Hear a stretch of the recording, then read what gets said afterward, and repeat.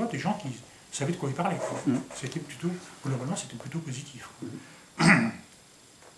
Et donc toute cette hiérarchie-là, elle était convaincue qu'il fallait donc changer la politique, travailler dans de meilleures conditions, que c'était pas tenable. Et d'ailleurs, peu de temps avant, en 82, quand la gauche qui venait d'arriver au pouvoir au ministère des Finances avait permis à la hiérarchie locale de dire ce qui n'allait pas, et qu'ils avaient donc, y compris les directeurs, dit il faudrait qu'on soit 10 000 agents en plus à la DGI pour que ça fonctionne bien. C'était en 82. On était 6-7 ans après, c'était pas longtemps après. Hein. Donc ils avaient encore en mémoire le fait que 6-7 ans avant, on leur avait laissé la parole, et ils avaient dit, moi, dans Lyon, il faudrait qu'on soit 85 agents en plus, et puis depuis, on m'en a soulevé 40, il m'en manque 125 maintenant. Hein. Donc les revendications, c'était la fiscalité, bon, c'est le Parlement. On avait des propositions d'intersyndicales pour une fiscalité plus juste. Enfin, le SNUI s'exprimait déjà sur la fiscalité, la CGT aussi, la CGT impôt, en 89. Mais on avait des revendications pour améliorer le fonctionnement du service public fiscal et foncier aux impôts, avec une autre administration, d'autres implantations, d'autres fonctionnements des services. C'était tout ça qu'on voulait mettre en débat. Quoi. Et ces revendications-là, c'est celles qui ont été portées. Et quand on a négocié, ce qu'on a obtenu, donc on a obtenu des primes spécifiques aux finances. Hein. On a obtenu des primes parce que dès que tu veux revaloriser les salaires des fonctionnaires dans une administration, ça remet en cause toute la grille des fonctionnaires de l'ensemble de la fonction publique. Donc tu veux augmenter 200 000 fonctionnaires, il faut que tu en augmentes 2 millions. Budgétairement, ça coûte vachement plus cher. Hein. Et donc le gouvernement s'en était sorti un petit peu en décidant de voter des primes spécifiques aux agents des finances. Des primes sur lesquelles on cotisait pour la retraite. Donc c'était pas du salaire, mais tu le retrouvais un peu dans ta retraite après. Quoi. Et puis il y a eu les accords du Grafour qui ont concerné toute la fonction publique. Ce qu'on a obtenu aussi, c'était des titularisations d'auxiliaires et d'intérimaires. Ce qu'on a obtenu aussi dans le fonctionnement des services, ça a été une vague d'achat d'ordinateurs. Bon, ça a été lié avec le développement de l'informatique. Et donc, ça a accéléré l'informatisation de l'administration, avec du bien et du pas bien. Ça a accéléré la formation dans les écoles et la formation en cours de carrière. Parce que notamment, ça a accéléré aussi la mobilité des agents entre les services. Donc les agents passaient d'un service à un autre, mais à la fin, il y a du bon et du mauvais là-dedans, parce que les agents sont plus attachés, connaissent tout et rien. Quoi, hein. Et puis les chefs de service connaissent tout et rien aussi. Quoi. Donc la compétence, elle en prend un coup. Perte de mémoire. Donc mais tu as une polyvalence et tu as une mobilité professionnelle et géographique plus forte des agents. Quoi. Ce qui permettrait d'ailleurs au directeur d'en supprimer et de dire, de les déplacer. Sur 15 ou 20 ans après, ça leur a permis plus facilement de supprimer des emplois et de combler les vides du fait que les agents étaient plus polyvalents que 20 ans avant. Quoi. Et puis le développement de l'outil informatique, ça s'est fait, ça fait sans conflit. Quoi. Mais ça a été présenté comme étant un acquis du conflit, la modernisation. Les appareils informatiques, ça a été présenté comme de la modernisation. Donc, oui. C'est le début de la modernisation de la fonction publique. Et puis après, ça, ils s'en sont servis comme... je pense que tu as vécu ça. L'être humain en est faible. Je me rappelle que les agents, au début, dans certains services, les agents avaient de l'informatique. T'en as qui se la pétaient parce que tu étais plus moderne que ceux qui n'avaient pas encore d'informatique, tu vois. Mhm. La connerie du truc, quoi. Mhm. Ça, c'est... et ça existe encore maintenant. Tu te crois plus malin parce que tu es au top de la technologie. Tu n'es pas plus malin. Hein. Tu as le top de la technologie, tu es exploité autrement. Mais je me souviens, dans les bureaux, ceux qui avaient déjà l'outil informatique et ceux qui ne l'avaient pas, les autres gueulaient, et les syndicats gueulaient pour l'avoir plus vite. Tu vois. Bon, soit, mais... Oui. Oui.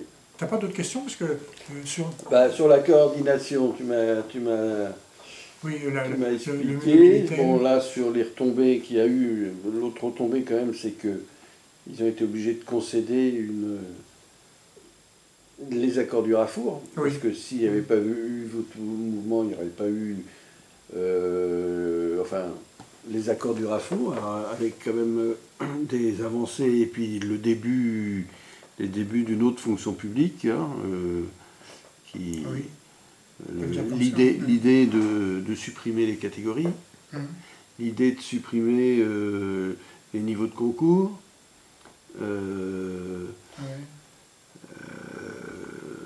et puis une revalorisation des catégories C, des catégories B et des catégories A avec des calendriers très très longs. Suppression de certains corps de catégorie C, mais vous les aviez pas, donc enfin, vous étiez, comme vous aviez les cordons de la bourse, vous aviez plus de... Enfin, il y avait des corps qui n'existaient plus, nous on avait déjà... Dans une des caractéristiques, c'était c'est moins vous aviez que des adjoints. Nous, on avait encore des agents de bureau, des agents techniques de bureau, des sténodactylos. Vous aviez fondu tout ça. On n'avait plus de D, non. Vous aviez plus que des adjoints, enfin des commis à l'époque peut-être. Ça ne s'appelait pas commis. Ça s'appelait adjoint. À champ de constatation et d'assiette, des cadres C. Voilà. On avait surtout des cadres C. C'était la même grille. Oui. On avait pratiquement plus d'agents de bureau et d'agents de service. Voilà. On avait tout remonté. Et puis, une des caractéristiques aux finances, c'était qu'il y avait, par rapport aux enseignants notamment, plus de primes qu'ailleurs. Voilà. Sous des noms différents, il y avait plus de primes qu'ailleurs. Des primes, et puis vous aviez des promotions, en pourcentage et pas des promotions en nombre de personnes. Enfin, je ne sais plus comment ça se libellait dans les décrets, mais vous aviez... il y avait même quand il n'y avait pas de recrutement, il y avait des promotions, par exemple. Oui. Voilà, alors que nous, s'il n'y avait pas de recrutement, il n'y avait pas de promotion, puisque c'était un pourcentage des recrutements, et donc pas de recrutement, pas de promotion. Ça nous est arrivé assez souvent. Et puis aux finances, notamment aux impôts d'ailleurs plus un petit peu, le paritarisme pour la gestion des personnels dans les départements, pour les affectations, les mutations, c'était assez bien cadré, enfin bien suivi et examiné par l'intersyndicale, par les syndicats. Ça, c'est après 89 ? Déjà avant. Déjà avant. Parce que là, puis après 89, pendant un certain temps, ça s'est maintenu, quoi. Puis maintenant, c'est fini. Hein, depuis 20 ans, ça s'est effiloché.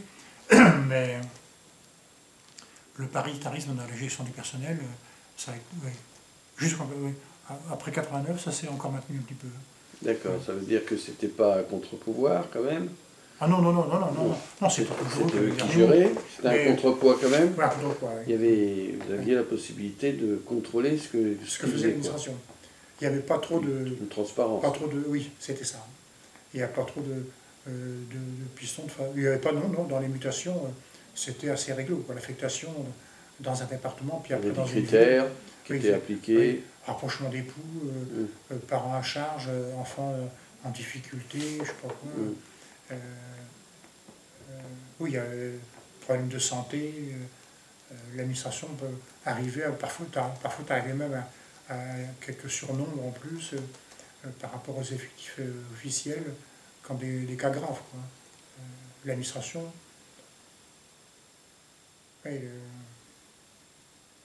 par rapport à ce que nous disent les camarades maintenant, elle avait encore un peu d'humanité de temps en temps. Et puis ça arrivait aussi, mettons, je sais pas, l'administration, j'ai jamais siégé en CAP, mais les camarades nous racontaient, dans un appartement, je ne sais pas quoi, le Vaucluse. La direction générale dit je ne sais plus de place, je ne peux plus, ou encore au moins peut-être encore un. Et puis la CGT avait un cas, FO avait un cas, le SNU avait un cas. Et puis les trois syndicats se disaient d'accord, se mettaient entre eux en disant bon, ben, c'est toi le plus grave, on prend le tien. C'était pas le premier syndicat, mettons le SNU, qui aurait dit bon, ben, c'est le mien qu'on met en avant. Quand la direction générale, la DG, en CAP disait écoutez, je m'en reste plus qu'un, possible, vous voyez ce que vous pouvez faire. Les syndicats se mettaient d'accord entre eux pour dire, même si c'était le petit syndicat, la CFTC, qui avait un coup, un cas, et puis les autres considéraient que c'était plus dramatique, nous disons, mettez celui-là. C'était un état d'esprit plutôt correct de la part des syndicats. C'était pas trop de clientélisme, quoi. Non, parce que sinon ça aurait été toujours. Puis la direction générale ne joue pas ce jeu-là non plus. Non. Et puis en plus, au moins il y avait dans toutes les CAP, il y avait la CGT et le SNU qui étaient là, donc on se contrôlait l'un l'autre. Donc c'était. Même s'il y avait eu la velléité d'une organisation, la présence de l'autre aurait rendu la chose difficile. Quoi. Sur les caractéristiques du code de 89, peut-être la prochaine fois, je vais revoir un peu, parce que j'avais commencé les schémas d'un livre pour 89, j'ai ça chez moi, c'est ça, et la table des matières, parce que notamment sur les leçons qu'on peut tirer de ça, notamment, et pourquoi le conflit a marché, notamment c'est l'intersyndical, c'est aussi la présence de Charras et de Bérégovoy. Je l'ai dit tout à l'heure. Les deux provocateurs. Ah oui, Charras, Bérénon. Charras, un provocateur, et Bérégovoy. Il t'ignorait, quoi. Nous, on l'avait eu avant au ministère des Affaires sociales. Ouais. Il n'en avait rien à foutre. Nous, je ne sais pas s'il en avait à foutre, mais paix à son âme, mais il a été dépassé par une fois, On ne dit pas qu'il était dépassé, puisque rappelle-toi que quand il n'a plus été ministre, le suivant qui était Premier ministre,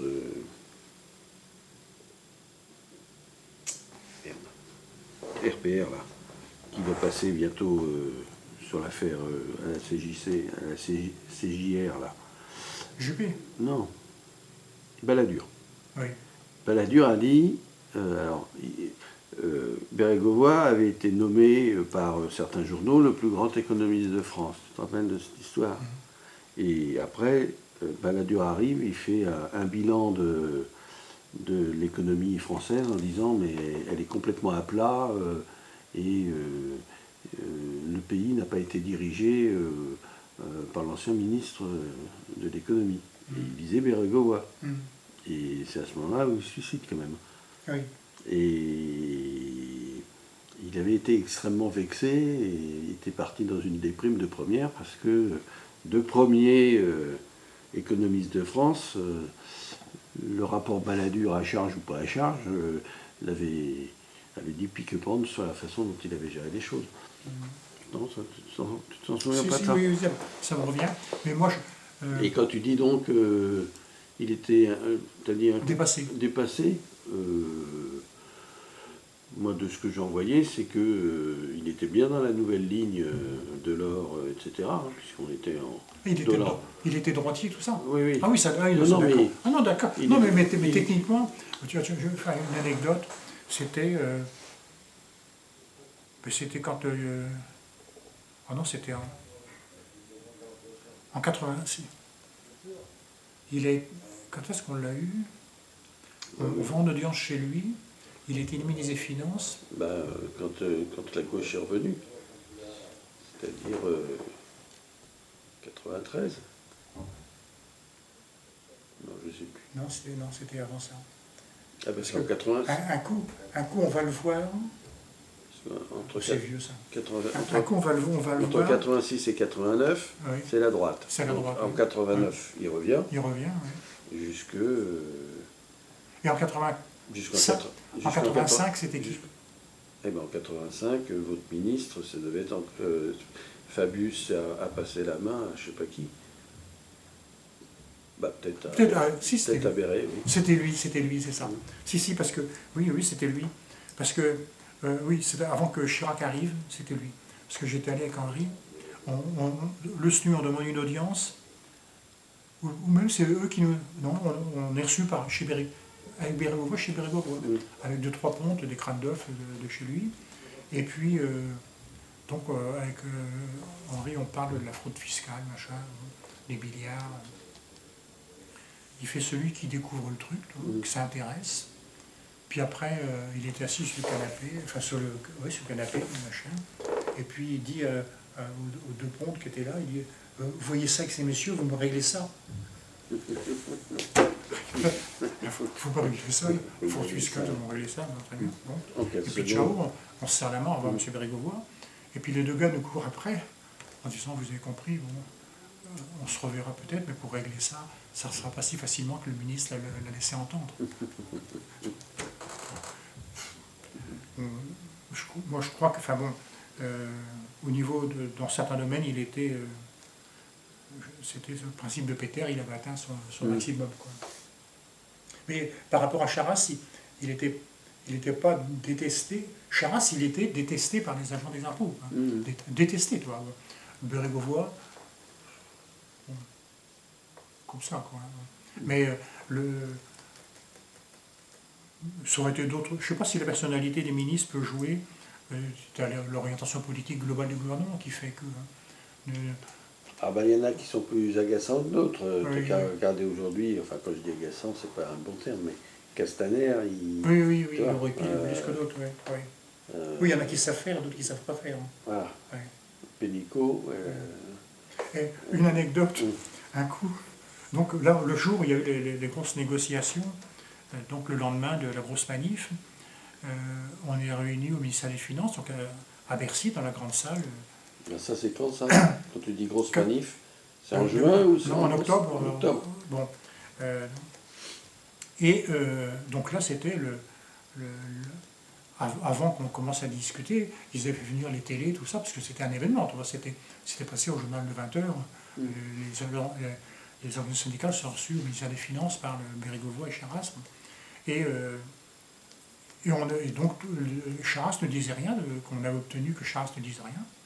Et Bérégovoy, donc à un moment donné, on demande des prix, on demande, je sais pas, bon. Et puis, donc, Bérégovoy, je ne sais plus quoi, il dit écoutez, je peux toujours prêcher. Il nous dit 100 francs, je sais pas, c'était ça, 100 francs. Il se tourne vers quelqu'un à côté de lui. Calculez-moi combien ça va faire, 100 francs. Quoi. Enfin, et puis l'autre qui revient de 100 francs de prime éventuellement. Oui. Puis moi, je lui dis, Charras était dans son coin, il disait rien du tout. Charras, il fumait des cigares, Charras. Un gros cigare, il était en train de fumer des cigares, pendant que tout le monde discutait, s'engueulait, tout ça. Je dis à Bérégovoy, je lui fous 100 balles, foutez de notre gueule, c'est même pas le prix du cigare que fume Charras. Bon, calculer autre chose. C'était en négociation réelle, c'est les seuls que j'ai vraiment connus.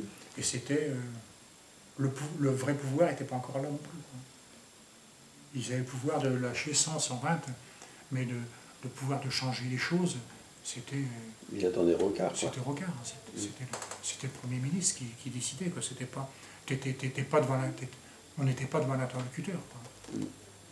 Et moi, le sentiment que j'ai eu tout de suite, hein, mais avec les copains de la CGT puis les copains du SNU, on l'a vécu tout de suite, que si c'était à refaire, il faut s'organiser pour occuper des trucs physiquement. Quoi.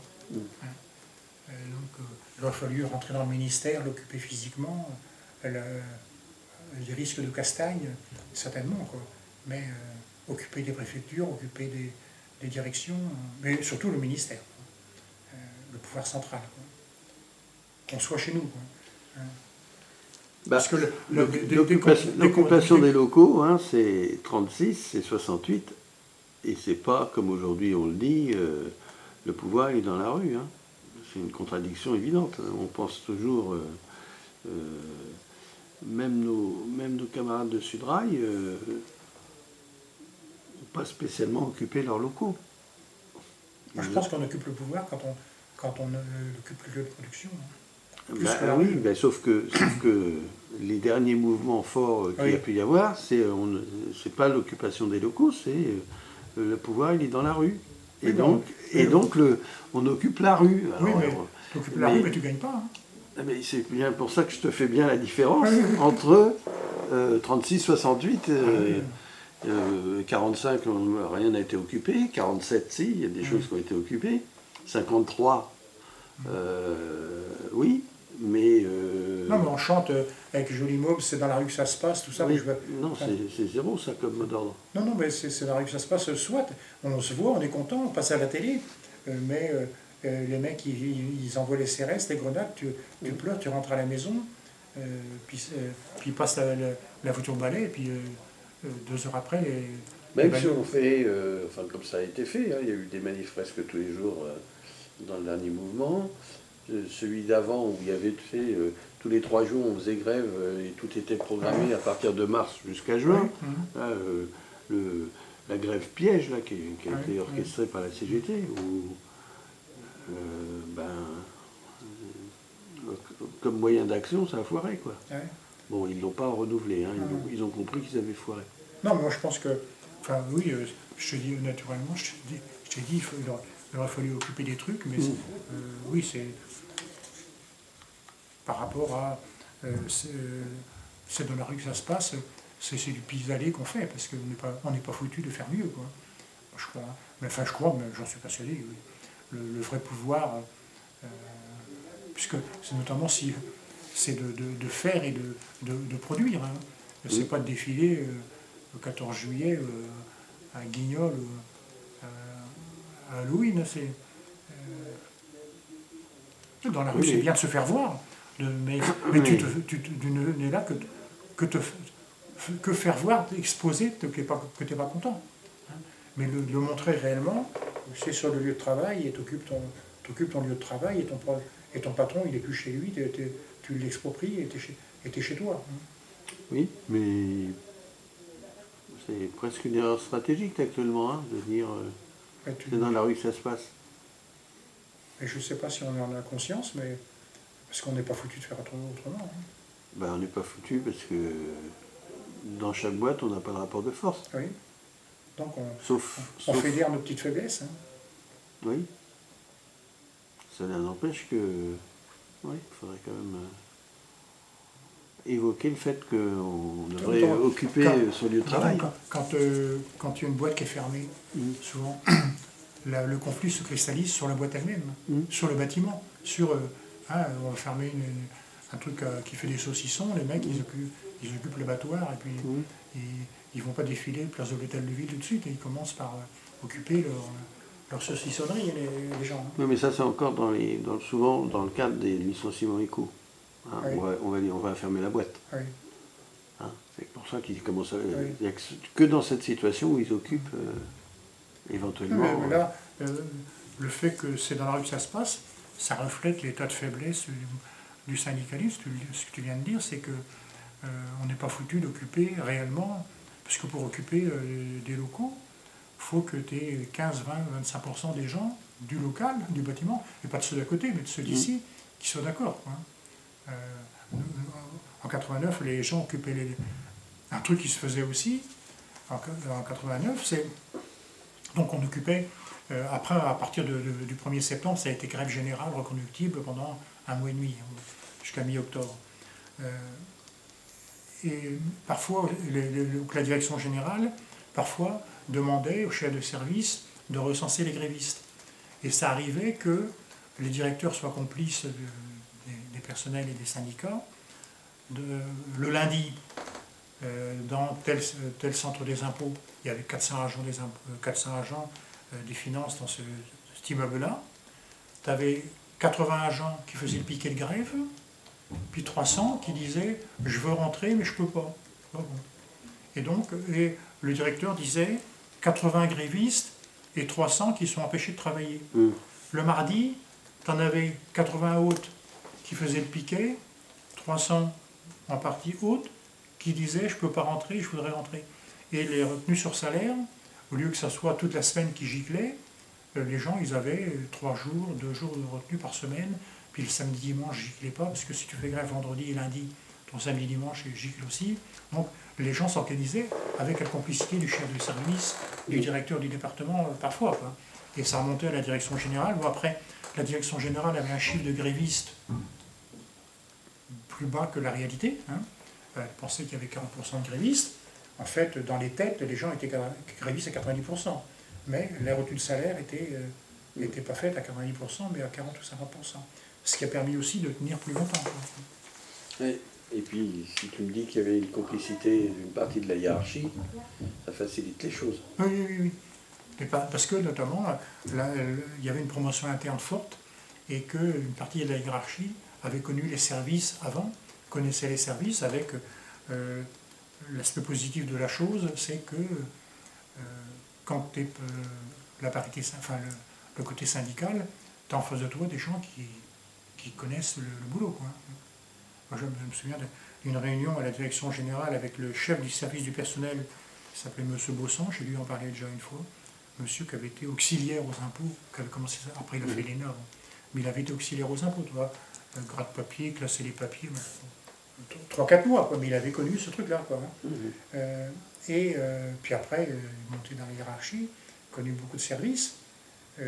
Quand un militant ou une militante syndicale voulait l'embobiner, ça ne marchait pas, quoi. Ils connaissaient. Ils connaissaient le truc. Donc c'est bien, quoi. Donc, par contre, tu pouvais voir des arguments. Parfois, ils reconnaissaient qu'effectivement, tel que ça marchait, c'était pas bien, quoi. Et maintenant, et à l'époque, bon, il y a 30 ou 40 ans, en 89, c'était la fin. Hein. Je ne sais pas si j'en ai parlé de cette évolution de la haute administration. Il y a eu une période où la haute administration, on parlait tout à l'heure du plan, les hauts fonctionnaires étaient chargés, avaient dans leur tête, l'ENA, ça savait à ça, à faire bien marcher le bien commun, le service public, les administrations, dans l'intérêt général, bon, du capitalisme, mais aussi de l'intérêt général, l'État social, la Sécu, les services publics, l'économie globale. Les grands commis de l'État. Bon, ça a été une réalité, quoi, qui a permis au pays de marcher pas trop mal, et même qui a permis pendant la 4e République, l'instabilité gouvernementale était compensée par la stabilité des cadres administratifs. Quoi.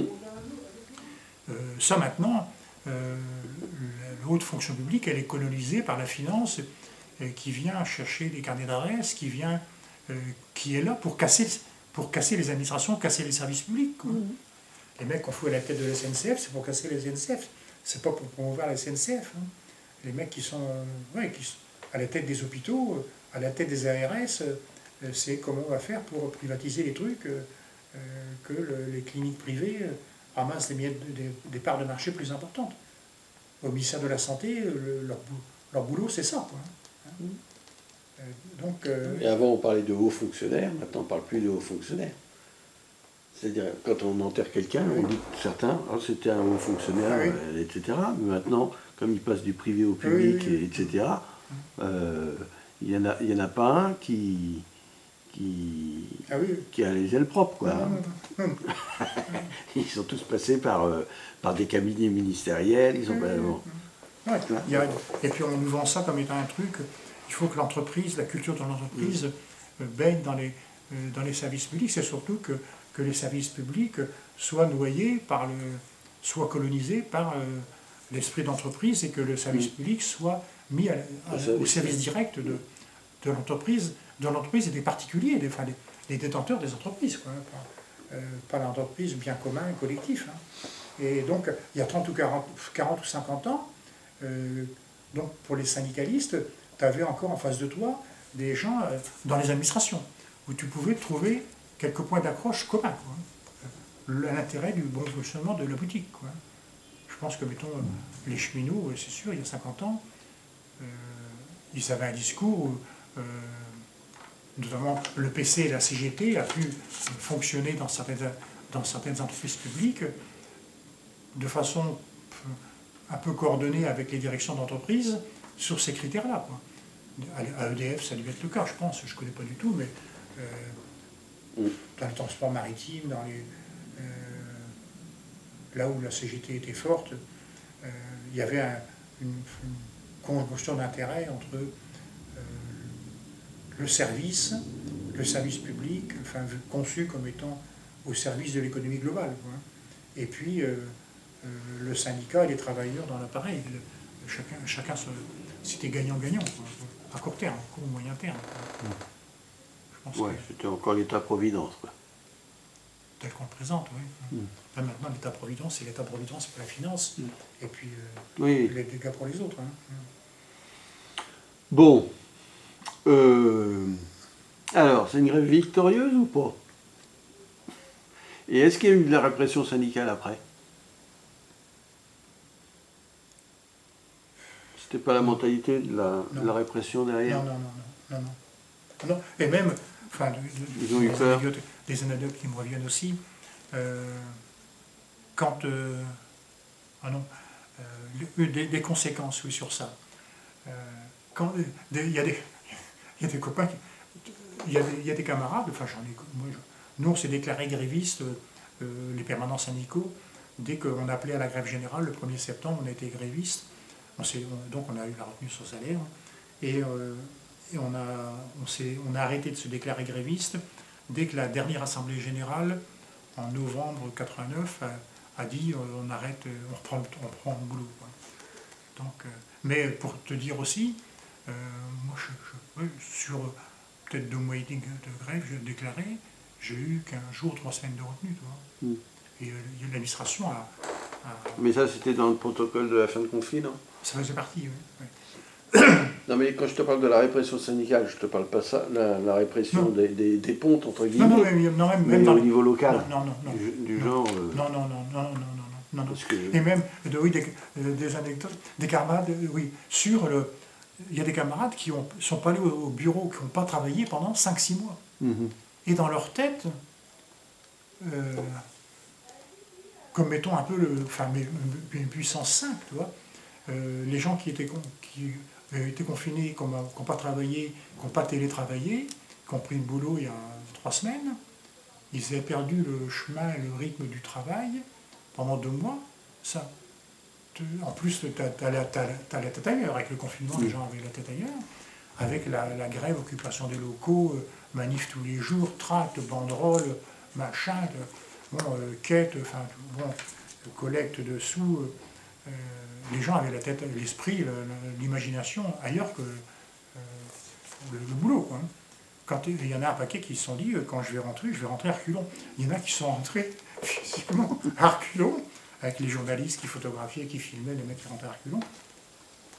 Des conséquences aussi, je ne sais pas si je t'en ai déjà parlé, ça a été, je pense que tous ceux qui vivent des conflits très longs dans un truc comme une administration, donc tout un territoire, ou une grosse boîte à Renault, je ne sais pas quoi, Air France, pendant 15 jours, 3 semaines, nous c'est encore plus longtemps, tu as les enthousiasmes, les gens qui sont, notamment on a vu avec les gilets jaunes, ça a débordé un petit peu, enfin, ça s'est su un peu à l'extérieur, que des gens revivaient, avaient le sentiment d'exister, d'avoir de l'amitié, de la camaraderie, de la fraternité, de servir à quelque chose, d'être reconnu. Tu as plein de gens comme ça aux finances qui ont vécu ça, et avec des enthousiasmes énormes. Et notamment dans des couples, il y a eu des couples où, plus souvent quand c'était la femme qui était militante ou gréviste, puis que le mari était cultivateur, instite, garagiste, tout. Et puis elle rentrait à la maison, quand elle rentrait, ça débordait, tu as eu des divorces, tu as eu des trucs, tu as eu des problèmes dans des couples. Tu as eu des divorces, tu as eu des enthousiasmes, tu as eu des mariages aussi, enfin des rapprochements entre grévistes, des rapprochements entre personnes, des enthousiasmes. Je me rappelle aussi, c'était où? je ne sais plus dans quelle ville, dans l'Aveyron. Je fais une visite de service et le midi, on va à la cantine du centre des impôts. Un copain, Jean, il me dit, Gégé, tu vois toutes ces tables-là, c'est les tables des grévistes, et là-bas, c'est la table des non-grévistes. Un an après, il y avait eu 5-6 non-grévistes sur 300 agents, il y avait eu 5 non-grévistes. Bon, certains, ils étaient très, je crois, soit très cathos, très les jetons, soit leur mari était directeur, soit ils étaient femmes avec, voilà, les collègues comprenaient, quoi. Femmes divorcées ou femmes 3 gosses, et puis pas les moyens de ne pas payer, pas être payées. Bon. Donc, tu avais la cafetière des non-grévistes, la table des non-grévistes, et puis tout le reste, c'était les grévistes. Un an après, les inimitiés, pas partout, hein, mais j'en ai vécu dans 2-3 bâtiments où c'était ça. Donc, où il y a eu des cassures très fortes entre agents, quoi, hein, où il y avait des piquets de grève, et bon, parfois les piquets de grève, tout le monde était complice, et puis les gens disaient je vais aller travailler, puis je peux pas, puis le coup d'après c'était le lendemain, l'autre qui faisait piquet de grève, et parfois dans certains services, tu as des gens qui voulaient vraiment venir travailler, avec des chefs qui voulaient venir vraiment, la hiérarchie qui voulait venir travailler, et qui par exemple physiquement donc bousculaient, poussaient, faisaient venir les flics, donc là, et tu avais 15 agents qui passaient sous les colibets des collègues, quoi. Et tous les jours, ils passaient sous les colibets des collègues. Au bout de 3 semaines à mois, ça laisse des traces, quoi. De ceux qui lancent les colibets et de ceux qui se ramassent les colibets sur la gueule. Un an après, donc, tu as une cafetière d'un côté, toutes les autres cafetières de l'autre, quoi. Donc il y a eu des conséquences. Et nous, un autre truc aussi, nous, syndicalement, on était, je ne sais plus combien on était d'adhérents à l'époque, 18 000. On a dû en perdre 1000 ou 2000, des gens qui ont écrit un petit peu en disant vous en faites trop, vous êtes excessif, vous êtes des gauchistes, le PS, machin, le gouvernement, faut être responsable, machin. Bon, je ne cotiserai plus. Du courrier, donc plus qu'on n'a jamais, quoi. Et puis des copains qui nous disaient qu'ils avaient des adhésions, donc, et on s'est retrouvés 2 ans après, on est passé de 18 000 à 20 000, on en a perdu, mais on en a gagné. De ceux qu'on a perdus, on en a regagné l'année d'après, et globalement, on en a perdu un certain nombre, mettons, je ne sais pas, 1000 de perdus, mais c'était, schématiquement, je ne sais pas dire des droitiers, et puis on a gagné des gens qui étaient engagés, non syndiqués, qui étaient bien engagés dans le conflit, et qui ont trouvé qu'on était des bonnes, localement des équipes dynamiques et bien et démocratiques. Enfin, ils s'y trouvaient bien, quoi, hein, pour s'y exprimer et puis pour se battre. Donc qui ont rejoint les équipes militantes de notre organisation. Et globalement, en nombre d'adhérents, ça nous a été, en nombre, ça a été positif, et le mot est un peu excessif, en qualité ou en conscience en conscience. Ouais. Mais ça allait dire conscience de classe. Non, c'est un peu excessif. C'est excessif. Oui, c'est un terme maintenant un peu excessif, conscience de classe. On n'emploie plus ce terme de conscience de classe, hein, t'as remarqué ? Non, je pense que les gens peuvent adhérer au syndicat sans avoir une conscience de classe. Une conscience de classe. Oui. Cela n'empêche que c'est... Je pense par exemple que le mouvement qui s'est passé là depuis